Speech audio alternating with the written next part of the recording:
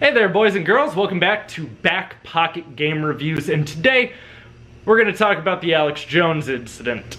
So, for those of you who haven't followed this, I assume a lot of you have already heard about this because I am a few days late to this party, but I wanted to wait until I got to see Alex Jones' response and see if any other information really trickled out to it, so I didn't have to really split this into multiple videos talking about Alex Jones, because he's Alex Jones. They're putting so many chemicals in the water, they're turning the frickin' frogs gay! That's how he talks. For those of you who have never seen an Alex Jones video, he talks like an angry Muppet. I have watched InfoWars content before. InfoWars is Alex Jones, essentially. Alex Jones is the main thing that draws people to InfoWars. Alex Jones does tend to be on the conspiracy theory side of things, despite him being a news outlet.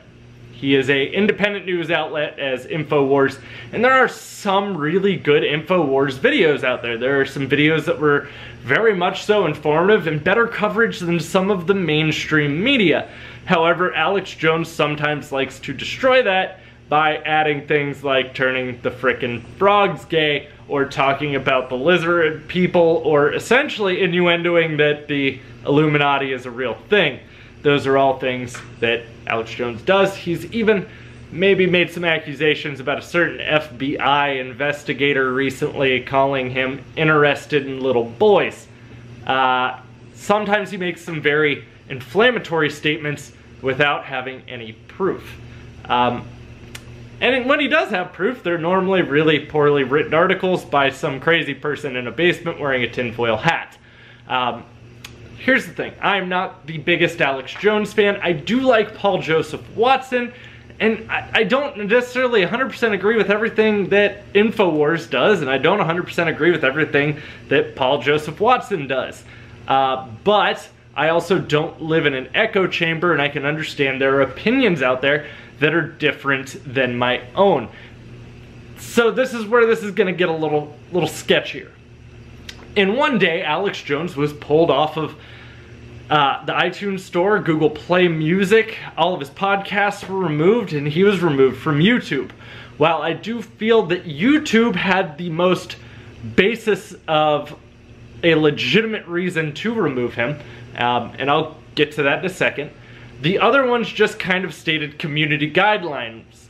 So he's breaking our terms of service, or breaking our guidelines, or saying stuff we don't allow on our platform. Alex Jones is a bit on the crazy side. He sometimes does say conspiracy theory stuff, but even if you disagree with his conspiracy stuff, he's not out there making hate content. It's never like he's sitting there telling you hateful things. I may disagree with him, and I may think he is crazy as hell, but it is not a message of hate. He's not telling you to go lynch someone. He's not telling you to burn down a house. He is simply telling you his point of view. And I mean, hell, he's not even telling you to make it uncomfortable for all Trump supporters to even go out to eat in public. I wonder who would dare do a thing like that. Specifically, you can reference a Candace Owens recent incident with that. We'll get to that though in a second too. So, YouTube, at least, when they took him down, he did have a guideline strike. I don't remember what that guideline strike was for, but here's the issue. When YouTube issues you a guideline strike, you cannot stream for 90 days. During that time, Alex Jones has access to multiple other channels, so he live streamed on those channels, so it was essentially him acting like a petulant child to get around said guideline strike. That I do disagree with. So I do feel YouTube had the right to do it. Do I think YouTube should have done it? No. And here's why. I'm not going to tell you that this is an issue of free speech, because it really has nothing to do with free speech. You are putting your content up on a private company's website. Just like anything else, just like the NFL, if you decide to kneel during the national anthem, said company has every right to break ties with you, saying that they disagree with you and don't want that message representing them. However, where your issue lies with YouTube is YouTube also provides you lots of news content. So now if you are removing a very right news content provider, you are opening the doors for essentially the very left Google to be able to take down any person on the right that they feel fit just by wording it strategically and saying there's a community guideline strike. Now, I don't necessarily think that is going to happen, but I can guarantee you almost every person now is going to suspect something similar when channels do come down. Maybe no other channels will. Strongly doubt that, but maybe no other channels will. And Alex Jones, as I've stated, also gave his own opinion on this, saying that he feels it was very much so major news outlets that feel threatened by him as an independent news outlet that's able to give the coverage that he gets and get the publicity that he gets, which he does get a lot of publicity. His videos do get a lot of views, and I don't know if that's people who are just waiting for him to say something about the lizard people or turning the frogs gay. But either way, he does have the right to voice those opinions, and Google has the right to remove those opinions. So where does that really lie? It makes it so less people are probably going to trust Google and are probably going to view this as a very untransparent move. Don't get me wrong, there are people out there who are probably ecstatic to see Alex Jones go. I shouldn't say probably, I'm very well aware that there are, because I've been literally watching that the last couple days. And as I've stated, there is some InfoWars content that I watch. So when he did go, I wasn't like, oh man, I'm heartbroken, but it's sort of like sometimes they do some really good coverage. Even if I do disagree that Sandy Hook wasn't all crisis actors. But even if it is a conspiracy theory, and even if it's something you don't believe, I don't really feel we should live so much in an echo chamber to where you should be ecstatic to see him go away. You should want all parties that aren't giving a hateful message equally represented in our political and media system. And that doesn't always happen. For those of you who aren't aware, other companies do this all the time, like Twitter and Facebook. Specifically, Candace Owens recently made a tweet about how, all white people are terrible. It was a different sentence than that. I'm not going to go into detail about what she said exactly, but then a day or two later made the same sentence, same exact post, but inserted it about black people, and all of a sudden she got banned. So there is a very bad double standard going on in this world, especially coming from the left side. And I'm not saying all of the left is like this, it's just like not all of the right is Alex Jones. But that is a bad double standard. If you want equality, true equality, it's wrong for you to literally state hateful things about either side. Even the New York Times recently had an article about how white people should just die off. That was literally an article in the New York Times. I don't know how the hell that got published through, but the New York Times used to be essentially like the go-to. Like, that's where you went for actual journalism. And yeah, here we are today, where Kylie Jenner almost being a billionaire, and it's just absurd. It's absolutely absurd. So I'm kind of going to ask this to you. I would like to know where you stand with this.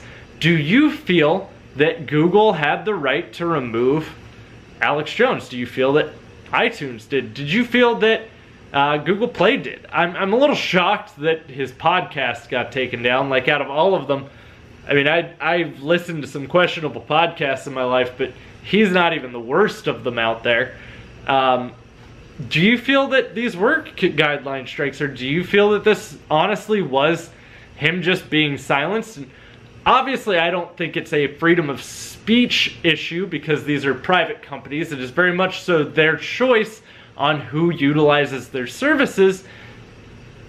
But it is necessary. It isn't the best look. It comes down to like how the NFL could fire you if you kneel during the national anthem.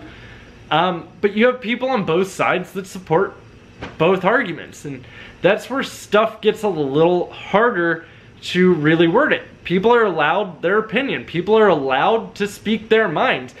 Whether it matches what you think or not, It doesn't mean that they need to be silenced, and it doesn't mean that you need to be pissed off because someone doesn't share the same views as you.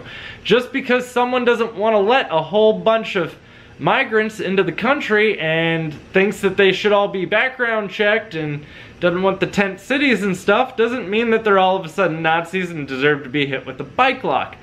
But just because someone does want them all into this country doesn't necessarily mean that they're instantly communists either. So, see, both sides do it. They just sling shit. It's like a whole bunch of monkeys. You'd think we'd evolved past this part, but nope. Nope, we're still just slinging shit at each other. So that's kind of where I stand on this, is they had the right. I don't think it was a smart move on Google's behalf. And if I did hear about them pulling down another news network now, or a independent news network, I would probably feel a little concerned and think that Google's very much so trying to control what's happening. Now, keep in mind though, Alex Jones isn't like banned from the internet. A lot of people are thinking like, oh, all of a sudden Alex Jones can't get on the internet. No, he can still get on the internet. He can still create his own website, host all of this content on his own website if he honestly wanted. And then he could even sell more of his supplements, which seem like snake oil. If you don't know what snake oil is, Google it. You'll understand what I'm talking about, and you'll understand his supplements after that too. I do agree with some supplements. I don't agree with his. It is just look into it. I don't want to be, I'm not a doctor, I don't need to bring this to you. You make your own decisions. That's what we're about here. About being big boys and making our own decisions sometimes. But I do find it very interesting that this all happened and played out all within a day. I feel like they all had to have communicated like, hey, let's all shit can Alex Jones today. There's almost no other way for that to have been that orchestrated. I mean, I can barely get Google to email me back, let alone for them to remove everything in one day.